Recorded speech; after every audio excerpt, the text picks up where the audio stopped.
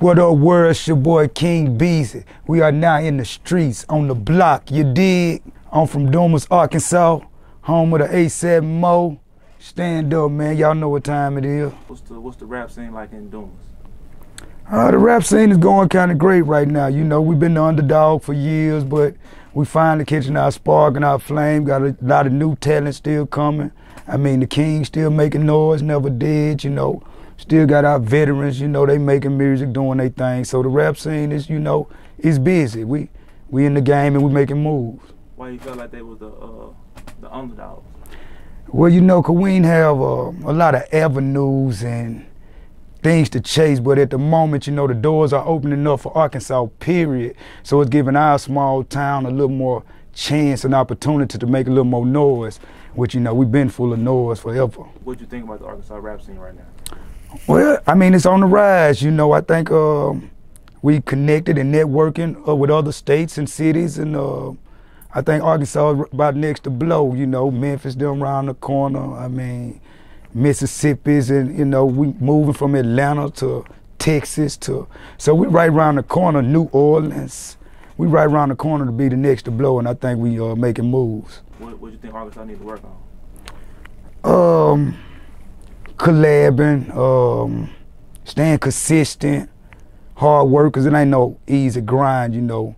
It's a hard grind, but, you know, just networking, going places, meeting people, putting a great sound in their ear, and, you know, just hard work. We're gonna kick the door open. What you think the Arkansas sound is?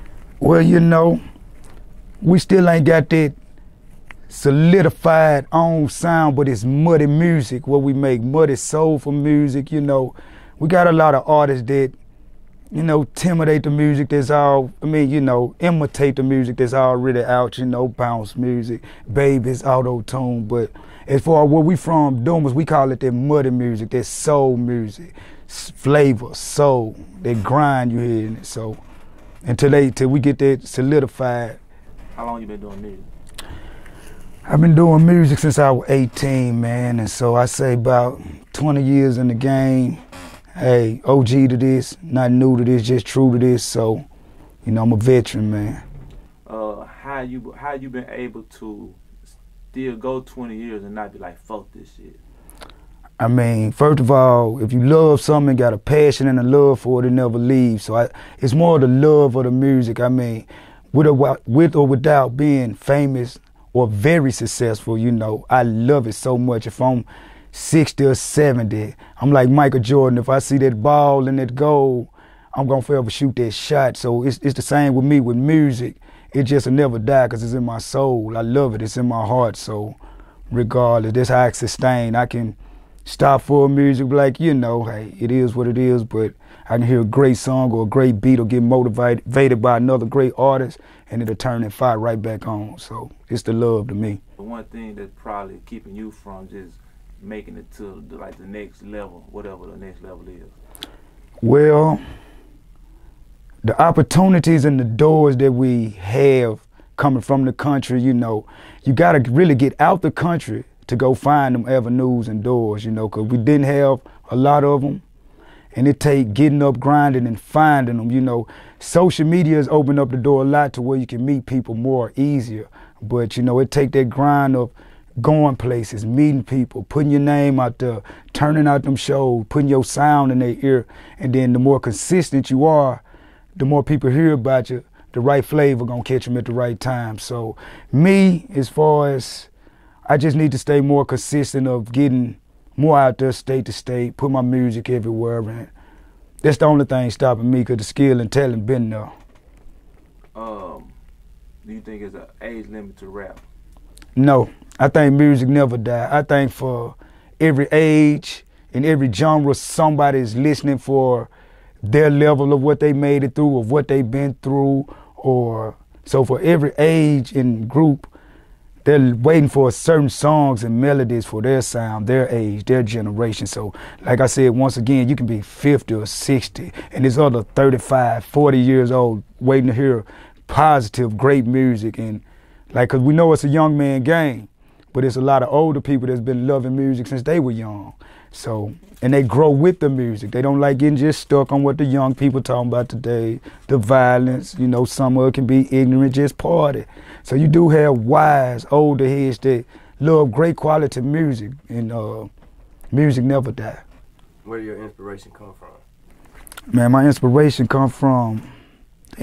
for 20 years come from my loved ones, the people that's around me. And first, like I said again, my love for the game, it'll just never die. So I use Michael Jordan, I guess I'll say Kobe Bryant this time. When you love something so much, you just get inspired by, you can see that ball, and that ball which is light a fire in your soul. So then you have your loved ones like my partners Kane and Boss D and my other big homies, man. They can tell you, you the king, you got this, let's do this. They don't rock out like you. And then that energy just burn in your soul, and it turns you up to another level. So when you love something and you're inspired by something, it's hard to die out. It's just how far you willing to take it to succeed.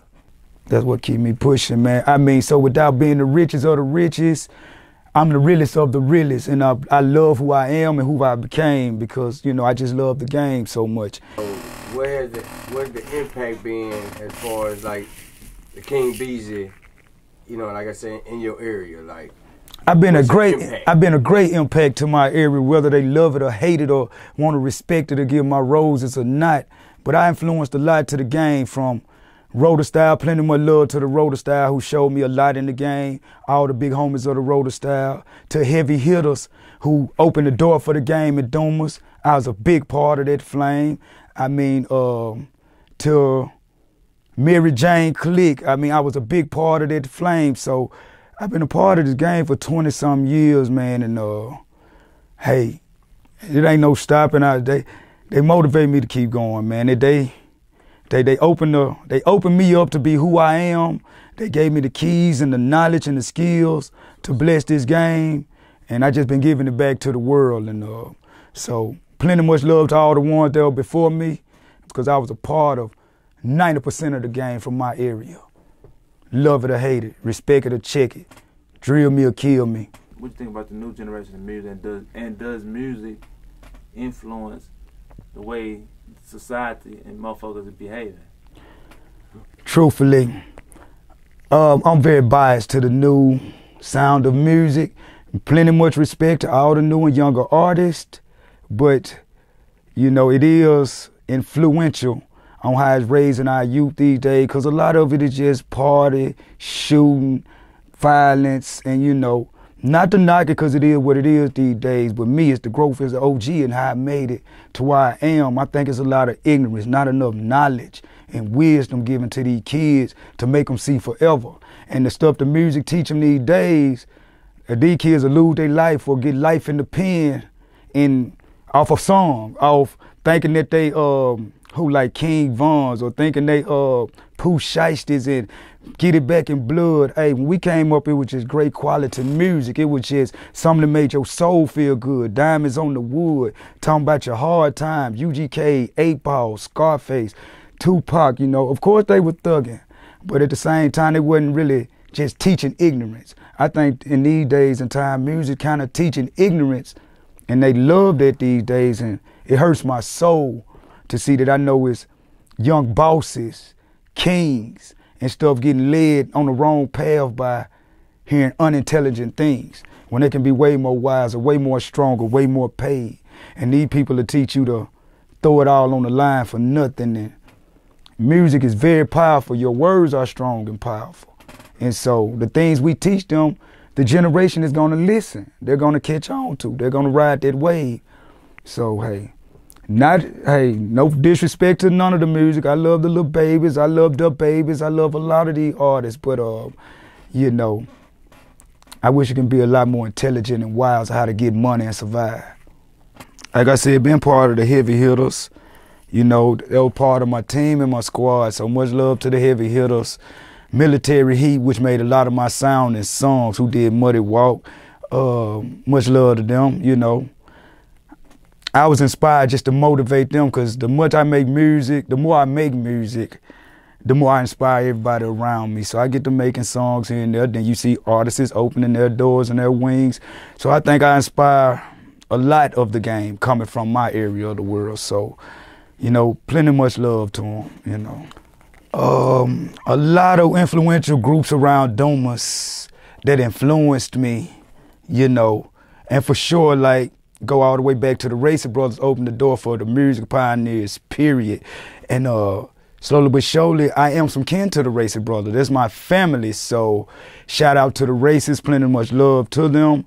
But that's why this music is so deep in my veins, because I come from a musical, talented, you know, family like that. And so from the Racer Brothers, it was in my soul, period. It's coming out the womb, it was in my soul. So then from Heavy Hitters. You rap. So when you first started rapping, you started out rapping with the Heavy Hitters? Heavy Hitters was the first big group that came out of Dumas, a rap group, other than the Racer Brothers. And yes, I was a part of that group. And I did a lot of legendary music on there. My name rang out instantly from a teenager. So I instantly inspired all the people my age, from teenagers, and the music coming from down there, period. So from the Heavy Hitters, then where did you go? So right after Heavy Hitters, I had a group of homeboys. We grew up together. They was the Mary Jane clique. And so we all kind of was in school together from junior high to high school. And we was all thugging and making hits. And, you know, we loved music, all us as well. So from opening the doors from the Heavy Hitters, we decided to come in the game then. And I was a part of that group. We were legendary, Mary Jane clique. Muddy ENT. We the one made the whole Southeast muddy. Yeah, that was us. And we took it from here and tried to take it across the globe. We was on the road. We did features with some of everybody. I mean, here's shows from Texas to Atlanta, St. Louis, I mean, Texarkana, Booses, 2 Chainz, hey, E40s, R. Kelly's, I mean, Too Shorts, Be Legits, Webbies, Foxes. You know, we put on for Southeast and very part of that. So I was influential in a lot of ways coming from Southeast Arkansas. You best believe that. So what King. You was solo King Beezy projects? Yes, I started after the group. You know, it's hard for groups to stay together.